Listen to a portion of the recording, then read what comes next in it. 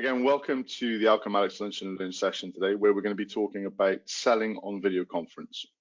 If you've attended previous sessions, you'll know that we keep the introductions relatively brief, and these sessions are primarily designed to act as a vehicle for sharing of ideas and concepts that have been developed within the Alchematics network. As usual, I'm joined by my good friend and founder and managing director of Alchematics, Richard Ritchie. Hey guys. How you doing, Rich? So let's just jump straight into it. What are the key things we're going to be talking about in today's session, Rich? Cool. So look, selling via video conference. Okay, I think it's key to firstly perhaps lay out what we won't be discussing.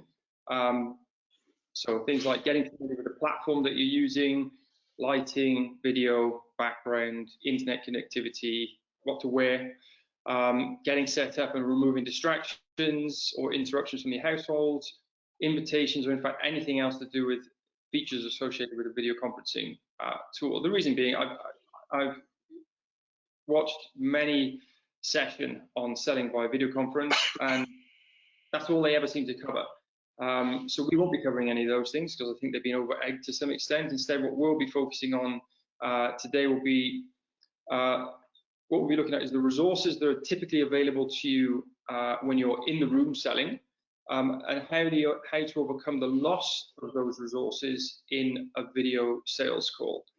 Therefore, obviously going through a few recommendations on what to say, how to say it, when to say it. Okay, so hopefully this will be infinitely more valuable than any other video you've watched or any other webinar you've attended on the topic. That does make a lot of sense, Rich. I mean, what are the key resources you think that just to make sure the guys on the call know if you have questions or insights as we go through, guys, please again just remember, just drop them in the chat box and we'll quite happily answer them as we go, or if it's an insight, we'll happily read it out as we go on. Sorry, carry on, buddy. Okay, so I mean, you were talking there, Rich, about the resources that sales professionals lose when they aren't in the room selling, which was the term you used. I really like that term. So what are those resources that you feel that these guys lose? Sure. So to me, there are four things, right? So there's firstly, you don't get the opportunity to take in your prospect's office environment. Secondly, you're simply not able to pick up on the energy or mood of your prospect. Thirdly, you don't see someone's body language, full body language that is. And fourthly, meeting times are much stricter. Okay, well, it probably makes sense that we work through each of those in order. So, I mean, starting with our first one with regards to not having the opportunity to see the office environment. Why is that important? Sure. So look, the first part of any sales meeting is where you're trying to establish a bond with your prospect, right? So you're often looking around for something in the immediate environment that's comment worthy. It could be a trophy, it could be a photograph of the family, it could be a view from their office. Okay, whatever it may be. And then obviously on video conference, you just don't have access to that, right? You can of course pull something from the background of their video, but if they've opted not to use video, which believe it or not some people do, or they use a virtual background, or there's just a blank wall behind them, much like a very attractive, incredibly boring wall that I'm sat in front of, yeah. But we are 100% focused on you. That's the main thing. It's obviously therefore necessary to establish some comment-worthy piece of information about your prospect or their organization before the call starts. And there's really no excuse for not doing this, right? So, this could be as simple as Googling their name, reviewing their LinkedIn profile, searching for news items relating to their organization, right? So I mean, when you're talking about the homework that people are doing, this is ultimately the research that they're doing through the likes of LinkedIn or Google, right? Correct, yeah. So let me give you a couple of examples, right? So on LinkedIn, look, we could be talking as simplistic or basic as what university they went to, what are their kind of hobbies or pastimes. Length of service within their existing organization is a key one. If you're doing research on Google, it might be key commercial events that have happened within their organization, positive ones you're obviously looking for. But to me, probably more importantly than that, and this is something I've witnessed from sales guys over the years where I've been running teams, is the transition from this comment-worthy piece of information into the actual sales conversations. Quite more often than I like to admit, I've witnessed sales reps using great information to get the conversation started, and then all of a sudden there's this abrupt, right, let's get down to business.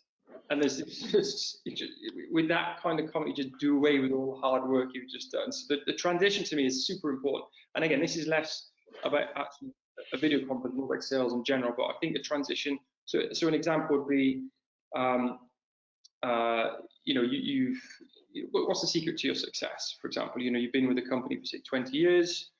Why have you been here that long? Why are you so? How are you? How have you done so well? And they may tell you a story about being, open-minded to change, always looking to, tools, platforms, whatever that may be. That's the perfect kind of information you would then use to transition into your product picture, let's say, for example. So you could say, look, it's clearly you're very open-minded. Otherwise, we wouldn't be having this conversation today. I'm super excited.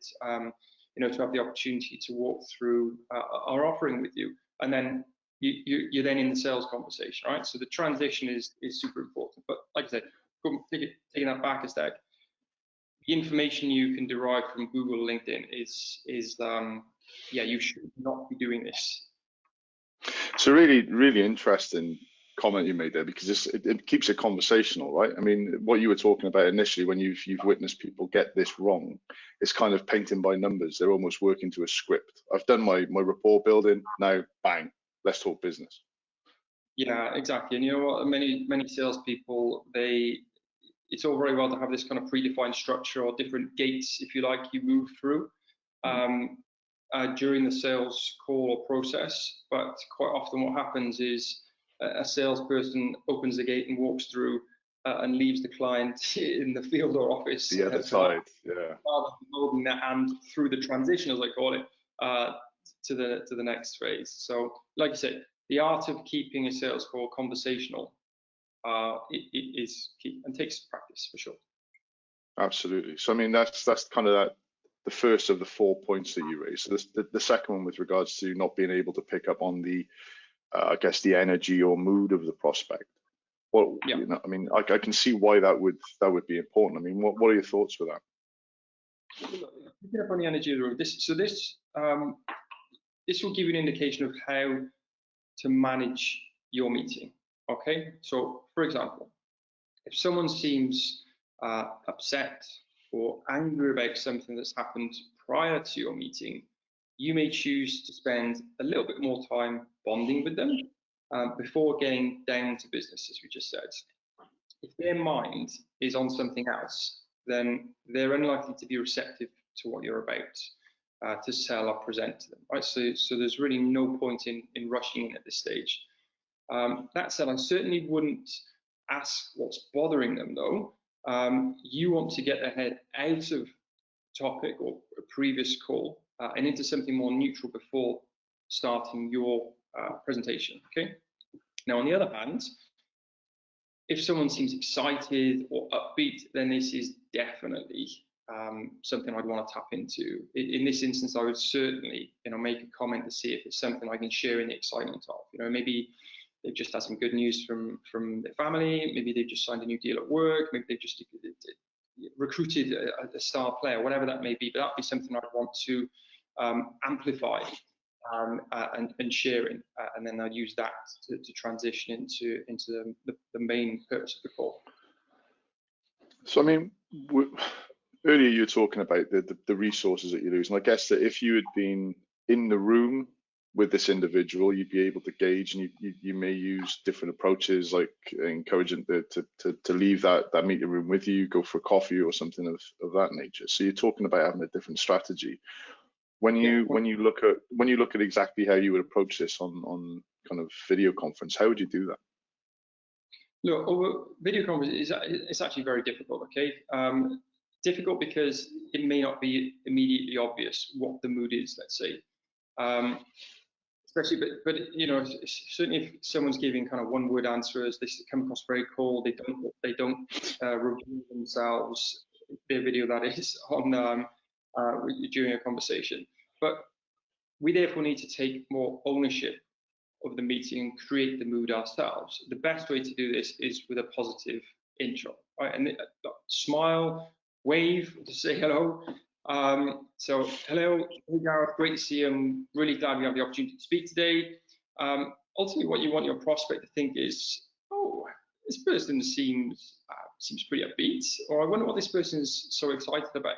You know, you want to snap them out of whatever conversation they've just been in and get them into yours. And if you start with the mind of, okay,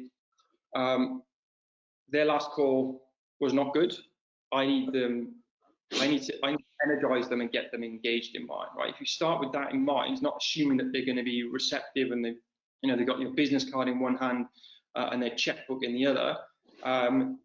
If you start with that in mind, I think you'll be a lot more successful, let's say. I certainly wouldn't start with, and I'm sure you've experienced this, Gareth, and I'm sure all the people on the session today have experienced this. Don't start with, hello, Steve. Hello, Steve. Can you hear me? No, I don't think you can hear me.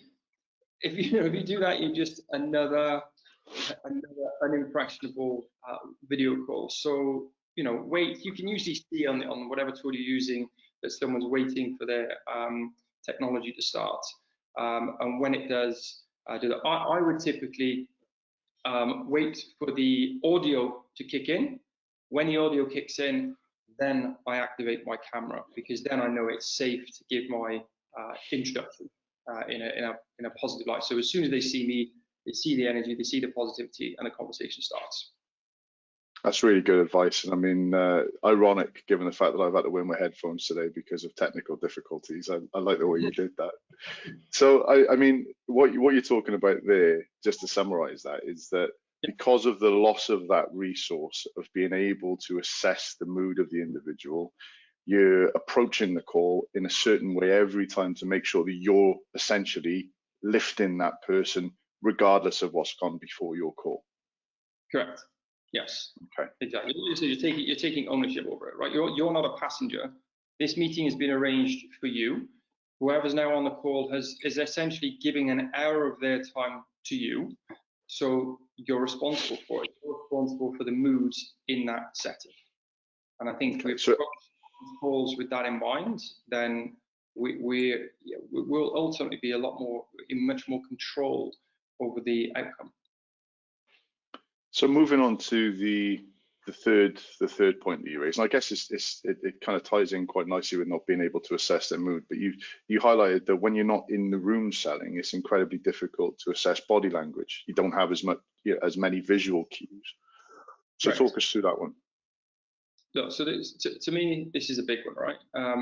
Some of these body language gives us cues to understand their level of interest, their level of understanding, their agreement, and also cues for closing. All we now have is a face to look at. But if we're reading a script, we're looking at ourselves, which is what most people do, myself included, a lot of time I have to say, or concentrating too much on our product demo or PowerPoint presentation, for example, then we're going to miss all the subtle facial cues. Okay, so could you maybe give us an example of some of these facial cues? Sure. So let me demonstrate a facial cue. So, Gareth, listen, we've got a discount happening today. Now it's only going to be available for two days. No, see, all joking aside, look, the risk of getting too scientific here, okay? Because again, you could worry about which way their eyes are looking, left, right, up, down. Rich, I've got to jump in here because I've seen so many people do this and go through that training, and they come out of that training being kind of quasi-psychologists. You know, they were looking down to the left, so they were making something up. They're looking up to the right, they're remembering the past. How are you going to pick up on that in a call? That's just not especially if sometimes you can choose to have your screen mirrored or not, so you don't even know which is left and which is right. Right? You know which That's is a really good point. Yeah. I know I've been on the same courses myself, and I've laughed at the fact that some people, you know, I've been on a 2-day course. That the night of the first day, I had colleagues go home and ask their wives, "So have you been unfaithful to me?" and looking where the eyes. Wow, that's serious. All in jest, of course, but come on, like you said, quasi psychologists. But look, ultimately, look, all you're really looking for is changes in expression, right? Nothing more complicated than that. The change is the tell. And if you can get a change in expression, then I would certainly question it. So, for example, if someone's, you know, if you're watching someone's face, someone's, you know, you perceive them to be paying attention and they move to question or they raise their eyebrows, then I would call them out on it, right? No, okay, Gareth, look, I see you for, you know, just said something, you raised your eyebrow, or you had a question look on your face. You know, does that resonate with you? Or is there a question you'd like to ask to encourage the two-way interaction, right? Look, so you're picking up on change as opposed to looking for something specific. Yeah, exactly. Look, a good test for this at the end of a call, anyway, ask yourself, did that feel like I was presenting or conversing? And if it felt more like a presentation than a conversation, then you likely spoke way too much and most certainly would have missed a number of cues. So the question is what to do, right? So the thing to keep in mind here, remember, your prospect can only see your face also. Okay, so any cue you give has to be leading or intentional. So first thing, talk into the camera. The camera is the eye of your prospect, right? Second thing, key for me, is cover your face. And again, I don't mean put a veil over now. What I'm talking about is cover your face on the screen. The only face on the screen that you can see is theirs, not yours. And you'd be surprised just how much that helps. And also ask more questions than you ordinarily would do. You have to get them engaged and keep them engaged. So what sort of questions are we looking at then? Yeah, sure. Look, there's obviously depending on what kind of product or service you're selling, but there's a number of different kinds of questions you can use, right? So for me, the kind of 3 most basic ones are open, probing, and confirming. So open questions would be things like, what would that be worth to you? Or what will be the impact on your business? How would you measure success? What would having that do for you? Okay. Some examples of probing questions. Remember, probing can be open or closed. So probing questions would be, can we quantify the impact of resolving problem X, Y, Z? Can we estimate how much is being lost by not taking action on ABC? Can we quantify the difference in outcomes? How might this affect you personally? And how does this stand in your personal priority list, which to me is a key one, because what a lot of sales guys forget is that whatever product or service you're selling has 2 types of value. It has business value, which is often the only value that ever gets discussed, and then personal value. When I say personal value, I mean it has a value to the person that you're essentially selling it to, and that personal value may be it's going to make this person look good to their boss because they've saved money or they've bought a new product or whatever that may be. Ultimately, personal value is something that needs to be discussed. And then maybe we go into that in a different call actually. And then the third type of question is confirming. So an example of that would be very straightforward. Do you see enough value to take action? And that to me is a great example of what we refer to as a test close, right? So rather than getting right to the end and trying to close, you want to understand, is there anything else that we need to discuss, or is there anything more that perhaps we need to explain before we have the right to move forward? Above all, look, we need to keep it conversational. My recommendation would be to make notes, of course, but make notes on a notepad, not a keyboard. Keyboard, I think, can be quite distracting just from a sound perspective. If you hear someone during the call, it can be distracting. And tell them you're doing so as well. If ever you're going to be looking away from the screen to take notes, let them know that. And then use silence and pauses in the conversation to your advantage. These are possibly the two greatest tools you have in your armory. Can you give us a little bit more kind of information about silence and pauses? Because I mean, this is something, again, I've seen so many or heard so many salespeople who struggle with that silence and want to fill that gap. Sure. So look, silence and pause, they are fundamentally different for a start, and they have to be employed at the right time. So silence is essentially a stop in conversation, okay? And you don't just stop a conversation at any particular point. There needs to be a reason for the stop, okay? And the stop is a question that's been asked, okay? So for example, if I got to a point during our conversation and I asked you any of the questions that we just went through, right? So for example, how might this affect you personally, okay? I can't answer that question. Only you can answer that question. So therefore, the conversation is now silent until you answer, okay? Now, generally people don't like silence, so someone will try to fill it. A novice salesperson will usually try and fill the gap for the prospect by answering for them. So, you know, a novice salesperson may say, you know, how might this affect you personally? And then if the gap is, if it falls silent for 2 or 3 seconds, they may prompt them by saying, or would it make you look good in front of your boss? Don't do that. There has to be, you have to allow them to speak, okay? So they will fill the gap, okay? They will answer the question. If they don't answer the question, or what actually might happen is they may ask you to repeat the question or clarify their understanding of the question. In which case, it may demonstrate that you've actually lost them at some point, or they weren't perhaps engaged or listening. These are things you need to know before moving on anyway. So irrespective of whether you get the desired response to the question or you just get it brought to your attention that the person wasn't actually listening, this is valuable information you need before you move on anyway, okay? So that's the silence. The pause, as I said, is fundamentally different. A pause isn't necessarily after a question has been asked, because a pause is a temporary break in conversation, right? Not the stopping of it. So you and I have known each other for years, right? Longer than either of us care to admit. Well, I would admit anyway. But you and I would talk over each other because we're very comfortable with each other, right? Yeah, so we that makes sense. Conversation a lot, even during this call, right?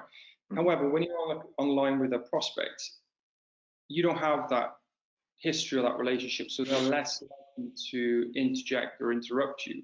So pausing, just briefly, between statements or every few statements, allows your prospect the opportunity to speak up. That's essentially what you're doing. You're giving them an opportunity to ask a question, to agree, or say an insight or anything. Ultimately, you're giving them the opportunity to speak. Does that make sense? Almost inviting them to engage in the conversation, providing that space for them. That makes a lot of sense. I'm really mindful, Rich. We're kind of 5 minutes away from the end, and we've still got that final point to cover. So, and I'm not sure if we've got questions as well. So I mean, just jumping into that last point. Ironically, meetings have strict times. So what are the concerns with that when you're looking at video calls? Yeah, sure. Look, again, super important, right? So often when you're traveling to someone's office, there's a certain level of allowance for meetings to overrun. Okay, especially when you're doing a product demonstration or presenting something, right? Such time will often be allowed for in 15-minute gaps in people's schedule, right? Both on your side, probably more because you have to travel again, but certainly from the prospect side. However, in the virtual world, as annoying as this may be, and you please confirm this, Gareth, and anyone on the call as well, I'd like to hear other people's opinion on this as well. In the virtual world, although quite annoying, it's not uncommon for people to schedule back-to-back calls. Absolutely. Absolutely. Yeah? So, just as before, when we spoke about starting a call on the right footing and getting our prospects properly engaged before we begin, it's now important that we keep them engaged right until the end, just to give us the best chance of closing. Remember, simply because your prospect is now at their computer, they'll now likely start receiving pop-ups for their next meeting 10 minutes before, at least 10 minutes before yours ends, right? So I'm sure people have already started receiving these pop-ups. So the question is what to do, right? So look, in order to control your calls and ensure you reach your objective with enough time to handle any questions or concerns, you need to have a clear plan of what you'd like to discuss on the call, which you know, really simply is you know, bullet points of what you want to cover in order that in the order that they want to be covered, that you need them to be covered in. Sorry, which is pretty standard, right? Nothing groundbreaking here, but being prepared, having structure is key to any successful call, be it in the room or video conference. But more importantly, I'd ask my prospect at the outset, for example, look, Steve, we have an hour scheduled for today's call. My last call ran over by 15 minutes because the client had a lot of questions. How are we on time? Do you have a hard stop at 5 o'clock, for example? Knowing, this is the thing, right? So knowing how to pace yourself is critical if you're to make an effective sales call. If they need to finish early or they have a hard stop, this is information you need to know before you get to that stage, right? More than anything, this demonstrates as a salesperson, you respect their time. And no one likes a salesperson. I've been in sales all my life. I still don't like certain salespeople, right? Typically the salespeople I don't like are ones that don't introduce themselves properly, are ones that show a complete, they're just unaware of my time, okay? So the last thing you want to happen is 10 minutes before the end, your prospect says, okay, Steve, we need to wrap this up. Can you send me an email? You just ruined all the good work you put into it, right? Yeah, exactly. So look, a few key things here regarding the close, right? Be prepared to negotiate from day one by offsetting any issues they have with the value that you can add. Don't delay the close by saying something like, so let's meet for a coffee and get this finalized, which I know a lot of people do in this in the virtual. Again, I've done it myself. I can put my hands up. But in retrospect, this is flawed, right? If there's no need to meet, then there's no need in insisting on it, right? I mean, you can give your client the opportunity to request an in-the-room meeting if need be, but don't ask a polarizing question such as, you know, do you want to meet if it's unnecessary, right? So if you can do it digitally, get it done. And ensure that you know what the next steps are to confirm your booking digitally as well. So remember, when I say close, I'm not talking about necessarily closing a deal. I'm talking about, broadly speaking, close on whatever your objective is. So that may be scheduling another call, arranging an in-the-room meeting if applicable, or arranging a trial, let's say. And finally, getting the calendar invite for your next appointment accepted whilst you're on the video call is an absolute must. Because if you say, I'm going to send you an invite after the call, you don't even know when that calendar invite is going to be looked at. So if you can do it while you're online, so you agree with someone's diary, okay, you're going to be free in 2 Wednesdays from now. Yes, I'm going to send you an invite now. If you can quickly accept that, then at least we both know that we've got time set aside. And that way, it's confirmed and it's set. Exactly, before you have the call. So your objective is ticked off. Make sense? Look, it does 100%, and your timing is impeccable because that's exactly 30 minutes in. So I think that there's been a number of key insights there as you've taken us through that, Rich. You know, the comment with regards to that approach of the call and starting each call really positively on the off chance that there's been some sort of issue prior to your call is kind of gold dust. I think that with regards to the comment you made around the facial cues and making sure that people are really conversant of the person they're speaking with, it made me really think, because when you're in the room with someone, you've got no reason to be looking at anything else. When you're in these video calls, you've got the distraction of your own video, you've got the other potential distractions around you. So I think today is going to be really kind of invaluable to people. Have we got any questions from any of the listeners? Let's have a look. No, I think we're actually good. Unless there's any other questions, guys, I think we'll we'll end it there for today. Like I said, lunch and learn, bite-sized chunks. Hopefully you've enjoyed your lunch. If you've been eating at the same time, hopefully you've enjoyed the content we've been discussing. If you have any questions at all, obviously just fire us an email, let us know, and I'll let you know when a video or a link to this video is posted on LinkedIn within the next couple of days. But we'll be back in 4 weeks' time with another session focused on sales and HR. Cheers, guys. Have a wonderful week. I'll talk to you all soon. Cheers, Gareth. Thanks, Rich. Take care, everyone.